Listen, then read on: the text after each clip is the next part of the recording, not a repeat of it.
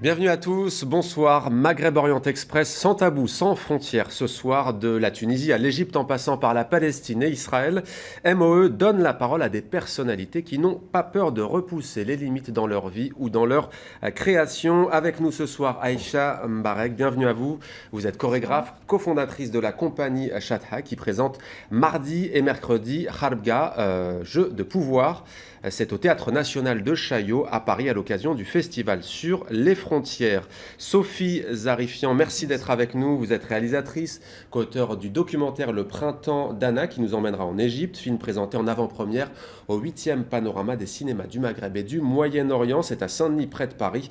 Projection au cinéma à l'écran vendredi prochain. Pauline Carbonnier avec Simon Desjobert. Et voilà, j'allais le dire un peu plus tard dans l'émission, mais c'est fait, donc co-réalisé avec Simon Desjobert. Pauline Carbonnier, vous êtes réalisatrice, co-auteur du documentaire, et je le dis là aussi tout de suite avec Jamal Khalaïle. Chokostak, qu'est-ce que tu racontes? Film présenté lui aussi, mais en avant-première mondiale au panorama des cinémas du Maghreb et du Moyen-Orient. Ce sera samedi prochain. Et puis en duplex de Tunis, ce soir, Razim Rabet. Bonsoir Razi, vous êtes avocat, président du comité de soutien au rappeur de l'affaire El Oued, Aladine Yacoubi, alias El Oued, qui a été condamné à 2 ans de prison ferme pour le clip intitulé Policia Club. Je traduis en français, les policiers sont des chiens condamnés à 2 ans par contumace. Alors votre client, Razim Rabet, est entre guillemets en cavale, en fuite si l'on peut dire. Est-ce que vous avez des nouvelles de lui? Quel est son état d'esprit? Alors, bonsoir Paris. Je l'ai eu ce matin. Il est serein, il est calme et il voudrait être tout simplement jugé pour passer à autre chose, pour continuer à faire ce qu'il est, c'est-à-dire un artiste engagé. Et voilà, donc il est tout simplement calme. Il voudrait passer à la chanson. Voilà. Alors, vous dites artiste engagé. Alors, parmi les propos controversés, il y a les paroles « Je vais égorger un policier à la place du mouton » ou encore « Donne-moi un revolver, je vais tirer sur eux ». Est-ce que pour vous, il a le droit de dire ça en tant qu'artiste? Est-ce que pour vous, la liberté d'expression est aujourd'hui menacée en Tunisie avec cette affaire? Alors, on peut trouver ces paroles pas très sympathiques. On peut trouver l'art, par exemple, peut-être, il peut avoir des paroles pas très agréables, pas bon, mais en aucune façon nous pouvons passer sous l'autorité d'un tribunal. Il ne faut pas que ça passe par la compétence d'un tribunal. Il s'agit des chefs d'inculpation très forts. Ça peut aller jusqu'à 7 ans et demi d'emprisonnement. Bon, la première cour, au premier procès, il a été condamné par contumace et là, donc, il est passé à 2 ans. Il a été condamné à 2 ans ferme. Qu'est-ce que vous voulez que je vous dise? Alors, l'art, tout simplement... Oui, je vous écoute. 4 autres rappeurs ont été condamnés, Razim Rabet, dans cette affaire, eux aussi à 2 ans de prison ferme. Alors eux, ils n'apparaissent même pas dans le clip, si ce n'est qu'ils reçoivent une dédicace finalement dans ce clip d'El Oued 15. Ils comparaîtront devant les juges jeudi, c'est dans 4 jours. Qu'allez-vous plaider? C'est ça. Alors, c'est un problème cette fois. Je n'ai pas un axe de défense. Rendez-vous compte que pour une dédicace, c'est des amis qui sont remerciés à la fin d'un clip. Vous voyez, à la fin d'un clip, il y a une dédicace, remerciement à ces 4 amis. Ils n'ont ni participé, ni au montage, ni à l'écriture des paroles, ni avoir été des figurants. Donc là, ni par un financement. Donc on va plaider pour qu'il soit innocenté. Et à partir de ce moment-là, Oued El 15 m'a officiellement chargé de faire une opposition pour qu'il soit jugé, parce qu'il en a marre, franchement, il en a marre. Alors le cadreur et la jeune mannequin qui apparaît dans le clip ont eux été arrêtés, ils disent avoir subi des violences verbales, physiques également. Qu'en est-il les concernant? Alors absolument, il y a eu des conditions donc de détention très graves. Ils ont été, pour Eddie, le caméraman, il a été roué de coups, il a été verbalement agressé. D'ailleurs, des paroles bien pires que celles qui ont été utilisées dans le clip. Pour Sabrina, elle a été aussi verbalement agressé. Donc j'ai un jugement de 6 mois avec sursis, d'emprisonnement avec sursis. J'ai fait appel de ce jugement. En principe, et vu la charge des procès en ce moment, je pense qu'il y aura un procès en appel pour le mois de juin ou même après les vacances judiciaires, c'est-à-dire le mois de septembre. Merci beaucoup Razim Rabed d'avoir été avec nous en direct de Tunis. J'aurais souhaité ajouter un petit hommage, au fait, j'aurais souhaité faire un petit hommage à titre posthume, malheureusement, à mon ami et confrère Maître Fawzi Ben Marad, qui nous a quittés ce 6 avril. Il m'avait appelé la veille au soir de son décès pour m'annoncer qu'il sera aux côtés de la liberté d'expression pour ce procès. Alors là où il est, je le salue. Je salue également notre martyr national, Chokri Belaïd. Et à tous les autres, je dis que la liberté d'expression doit se tenir debout face à nous, qu'on ne doit jamais la perdre de vue, qu'il faudra certainement passer par ce genre de procès, par la justice, pour mieux la défendre, pour contrecarrer toute tentative d'abus Merci beaucoup, Razim Rabed. de ce genre, de censure et toute velléité de musulmans. Voilà. Merci, donc, votre message. Elle dépend de nous, elle sera la nôtre, et voilà, merci à vous. Merci, Razim Rabed. Et de tous les peuples épris de justice et de liberté. Merci TV5. Alors, parmi les jeunes pionniers de la révolution tunisienne, entre guillemets, qui ont aussi des ennuis judiciaires, il y a Oussama Bouajila et Chahine Berich, 2 graffeurs condamnés, eux, à 100 dinars cette semaine pour dégradation de bâtiments publics. C'est le seul chef d'inculpation retenu. Ces 2 artistes appartiennent au collectif Zouaoula, qui signifie les pauvres. Leur seul tort, c'est d'avoir peint sur les murs de Gabès. Le pauvre est un mort-vivant. En Tunisie, Aïcha Mbarek, je vous voyais beaucoup réagir lorsque l'avocat Razim Rabed s'exprimait. Ces jeunes, finalement, rappeurs, graffeurs, au-delà des propos bien entendu très violents, en tous les cas pour le rappeur El Oued 15, ils étaient aux premières loges de la contestation, peut-être même avant le départ de Ben Ali. Ils dénoncent aujourd'hui un système qui perdure. Que vous inspirent ces affaires ? Ces affaires m'inspirent de la peur sûrement, mais m'inspirent aussi de l'espoir en même temps, parce que sans ça, je pense que on ne peut pas continuer à vivre, à créer, à travailler notre métier d'artiste et à vivre en tant que citoyen et une personne humaine. Moi, j'ai beaucoup confiance en le peuple tunisien et dans la société civile.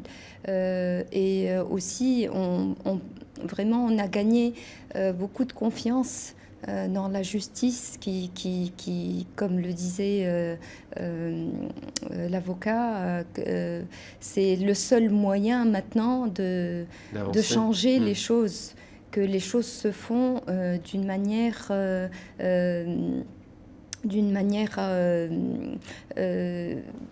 pas légale, mais d'une manière très transparente et que les choses aussi puissent avancer dans le sens où on continue à parler des choses et à les défendre.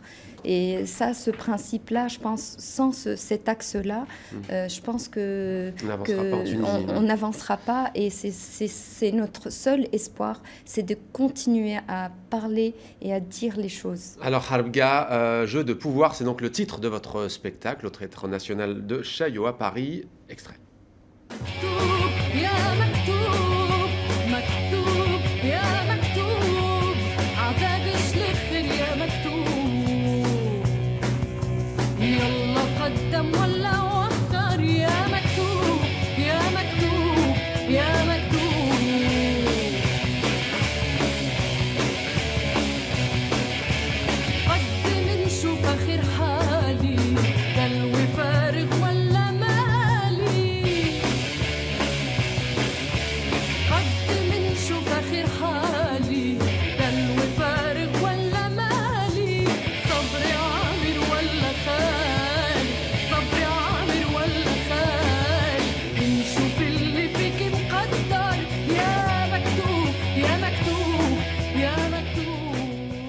Alors, Halga, c'est une variante du jeu de Go ou de Dame, Aïcha Mbarek. Pourquoi ce titre ?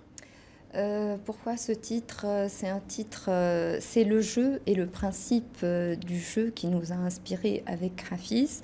donc aussi Hafiz Daou qui co-signe avec moi cette pièce. En fait, cette pièce a été créée bien avant la Révolution, mais c'est vrai que je pense que la Révolution n'est pas venue de nulle part. Il y a beaucoup de choses qui... Il y a eu des signes annonciateurs. Il y a des signes, il y a des choses qu'on vécu, qu'on véhicule, et ce jeu-là de je fais, je cache, le non-dit, on était beaucoup dans le non-dit. Et c'est là où, avec Hafiz, on était... c'est le jeu qui nous a inspiré, le principe du jeu, de se laisser aller, jusqu'à quel point on peut aller dans le jeu et se perdre des fois dans le jeu. Et qui va prendre le dessus sur l'autre ou pas? Est-ce que c'est les règles du jeu? Donc c'était vraiment un jeu pour nous au début, mais un jeu de pouvoir, de prendre le pouvoir sur l'autre ou sur notre scénographie qui est notre partenaire sur scène, donc ce gravier qui est inspiré aussi de Kharga, le jeu ancestral qui se joue à même le sol avec des pierres. Donc, d'où les graviers. Voilà, le gravier par contre c'est particulier parce que c'est le terreau, c'est le territoire, du coup c'est le jeu de défier ce territoire. Est-ce que l'homme est constructeur ou destructeur? Est-ce que c'est la terre qui prend le dessus? Est-ce que c'est le fait de défendre son territoire, d'être dans une concurrence? Vous faites le mouvement des déambulations des danseurs. Oui, je n'arrive pas à parler sans être en mouvement, mais c'est vrai que les images Et puis quand on danse depuis l'âge de 5 ans, c'est normal aussi après tout.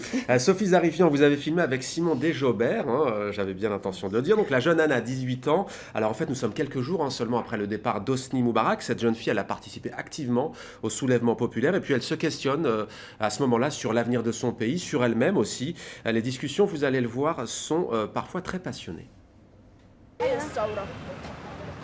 في ثورات بتقعد 10 سنين احنا علشان احنا بقى لنا شهرين دي حاجه كويسه قوي. طب مش لما احسن لنا ان احنا نرجع بقى كل واحد لا نرجع ليه انت لا مش رجوع لورا نرجع لشغلنا ونرجع لا هقول لك حاجه للتقدم. انا بشوف الثوره كانها يعني زي كده ماشي. احنا يعني احنا كنا في الوسط دلوقتي نزلنا لتحت عشان احنا دلوقتي لسه حلو ان احنا عندنا مرحله حلوه يعني. طيب ما ينفعش كل حاجه تبقى فرحه. طيب مش فرحه لا نهدى بقى يعني نشوف بقى مستقبلنا نشوف شغلنا عشان نتقدم. طب ما احنا هنشوف ازاي مستقبلنا لا ازاي هنشوف مستقبلنا لسه في فساد ازاي؟ ما هو الفساد ده لازم هيتشال ده عايز يتشال من الجذور بقى. ما هو ده اللي احنا بنحاول نعمله دلوقتي ده لغايه ما يتشالش. Alors, ce qui est fascinant dans votre documentaire, c'est qu'on a l'impression que ces discussions, elles sont encore d'actualité en Égypte. On pourrait les retrouver aux quatre coins du pays. Vous y êtes retourné début 2012, vous me disiez. La corruption, cette révolution, c'est bon, elle a que trop duré. La jeune fille lui répond que non, il reste beaucoup à faire. C'est encore ça, finalement. Disons que là, quand Anna, elle essaye de convaincre cette femme, elle met en avant vraiment la liberté d'expression. Mais en fait, je pense qu'on n'a pas perçu qu'il y avait aussi ce problème de subsistance économique qui a été un facteur vraiment très déclencheur de la révolution. Finalement, pourquoi Moubarak tombe, c'est aussi parce qu'il y a des grèves à un moment donné dans tout le pays et c'est pas uniquement la place Tahrir. Qui remonte d'ailleurs à 2008, on en a déjà parlé ici même, bien sûr. Ça. Et ce qui déstabilise encore aujourd'hui Morsi, et je pense aussi ce qui fait qu'aujourd'hui il attaque énormément les journalistes, ou encore avec l'affaire Bassem Youssef, c'est qu'il n'arrive pas à venir à bout d'une situation économique réellement très compliquée aujourd'hui en Égypte. C'est d'ailleurs très présent dans votre documentaire, la corruption, la dimension économique, on la sent déjà finalement, alors qu'on est quelques jours après finalement. Oui, c'est tout le monde en parle. Chaque fois qu'elle rencontre un personnage, même s'il est opposé à la liberté d'expression, je pense à un homme qu'elle rencontre, Place Tahrir, il parle de déraciner cette corruption. C'est quelque chose qui est encore très présent en Égypte. Alors une autre scène qui est assez saisissante, vous allez le voir, qui touche à l'identité même des Égyptiens et de cette jeune. Ça se passe dans un taxi Kérot. La jeune Anna discute avec lui. يعني انا لما اتكلمت مع واحد من شيخ قبيله عم اسمه كان اسمه شيخ عطيه ده. ايوه تحس الناس اللي هي بتحب التراث بتاعها بس ما بتحبهمش، فاهم؟ عشان احنا امريكانيين زياده عن اللزوم. حاجه قرف يعني. لو لما اروح المولد بحس ايه ده؟ انا اجنبيه، فاهم؟ يعني حاجه وسخه. تخيل نروح المولد فعلا صح؟ تحس انت رايح تتفسح يعني، فاهم؟ انا مش قصدي تتفسح بس، يعني قصدي رايح سايح يعني. ايوه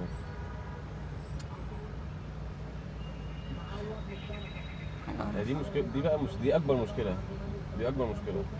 لا اروح بقى الثقافه ميته، الكالتشر مشفوطه وجاي بدلها الكالتشر الامريكاني، فاحنا طول الوقت سياح. Est-ce que vous avez des nouvelles d'ailleurs de la jeune Anna ou pas? Oui. Elle a 20 ans aujourd'hui, c'est ça? Oui, à peu près, oui, c'est ça. Elle Et avait alors 18 ans au moment du tournage. Donc comment va-t-elle? En fait, Anna est partie faire des études aux États-Unis et c'est vrai que c'était un contexte un peu compliqué. Ouais, pour elle. Je pense que... Donc elle va être encore plus américanisée alors. Ça, on verra son retour en tous les cas. Alors Pauline Carbonnier, la question de l'identité, elle est aussi présente dans votre documentaire Chocostak, qui signifie donc qu'est-ce que tu racontes. Alors il est question de la peur de l'autre, voire de la peur de soi.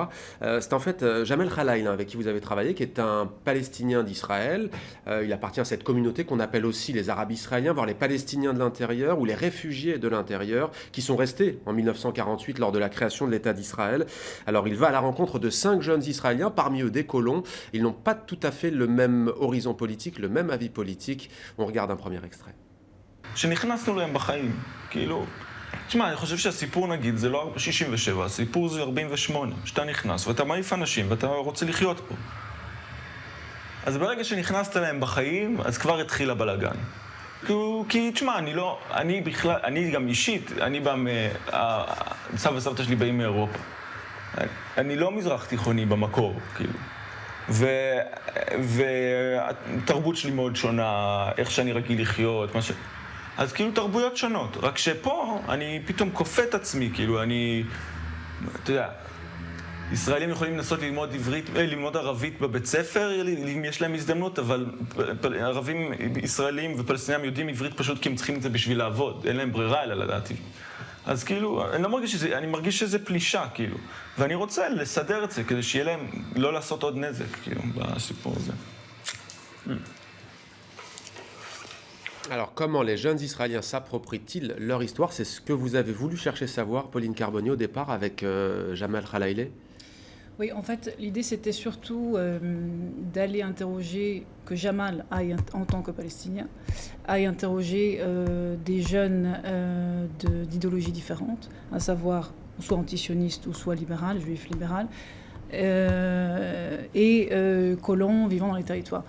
Donc l'idée était qu'il aille à la rencontre de ces gens-là et qu'il aille les interroger au sujet de leurs conflits personnels ou de leur relation à l'histoire et de leur rapport à l'autre d'une manière générale. Est-ce qu'on peut vivre ensemble? Que penses-tu des Palestiniens? Que penses-tu des Arabes? C'est des questions qu'ils leur posent. Oui, mais c'est surtout vis-à-vis de questions existentielles qui les concernent vivant au sein aussi de la société juive.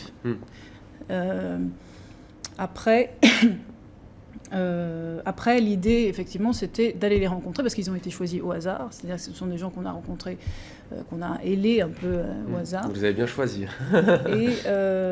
Et donc, on ne les connaissait pas. Donc, l'idée était d'aller les amener, de commencer une discussion sans les connaître et sans qu'eux connaissent Jamal. Après, c'est quelle place, dans ce dispositif-là, quelle place vont-ils accorder aux Palestiniens? C'est-à-dire je leur accorde une place, je les questionne sur leurs questions, leurs problématiques, là, c'était dans le point de vue quelque part. Voilà. Et là, qu'est-ce qui va ressortir de ça? Qu'est-ce qui va ressortir de cette rencontre? C'est-à-dire sachant que effectivement, ces gens-là sont l'autre du Palestinien quelque part.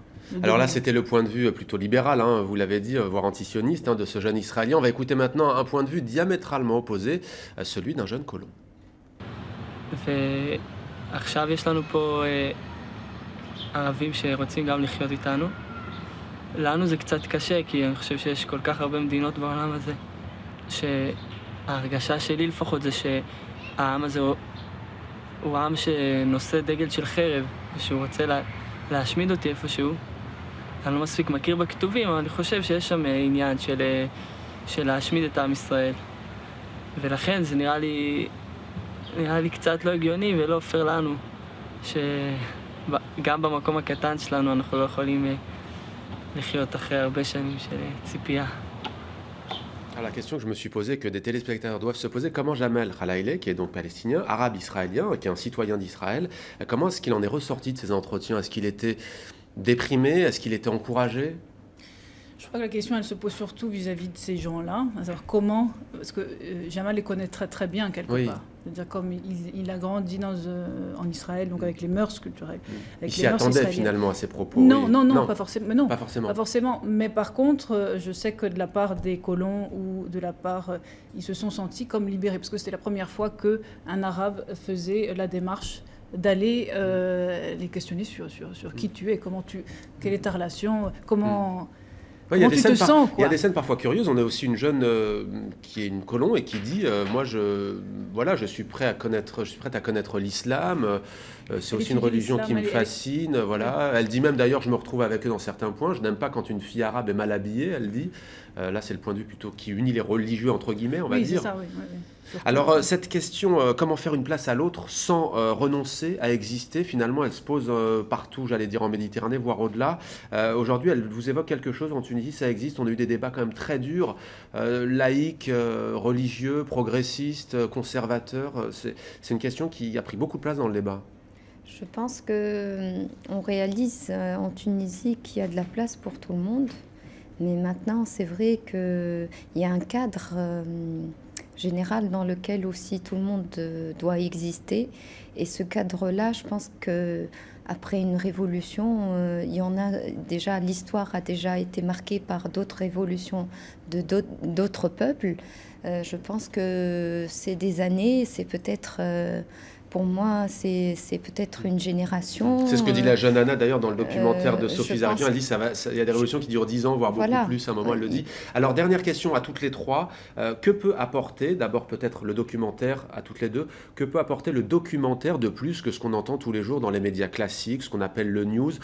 Quelle est la force d'un documentaire pour parler de la révolution égyptienne ou du conflit israélo-palestinien sur la révolution égyptienne, par exemple? Je pense qu'on a essayé d'avoir un certain recul qui nous a permis de ne pas vraiment nous attacher aux faits par rapport à l'événement. C'est vrai que nous, on a vu cette révolution à travers notre regard occidental, c'est-à-dire l'espoir que finalement le peuple égyptien a réussi à nous communiquer aussi, et ce qui nous a touchés, nous, en tant que jeunes Européens. Et voilà, c'est ça qu'on essaye d'apporter à travers de montrer la complexité peut-être des sociétés, c'est ce qu'on voit dans votre documentaire de l'après-midi de Moubarak, conflit israélo-palestinien toujours très sensible. Finalement on a l'impression qu'avec votre documentaire vous dépassionnez les choses alors que les propos sont quand même eux-mêmes très durs.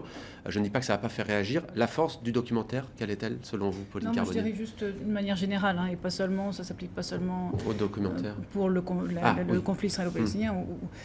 C'est juste le rapport au temps, tout simplement. C'est-à-dire la manière dont on regarde les choses et on développe les choses.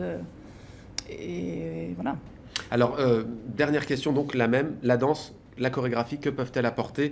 Je sais qu'il y a un des comédiens, Melchior Derouet, qui est non-voyant dans votre pièce. Il apporte une touche très forte, très, très touchante en tous les cas, mais qui montre aussi une certaine gravité sur l'avenir. Elle est là aussi la force de votre...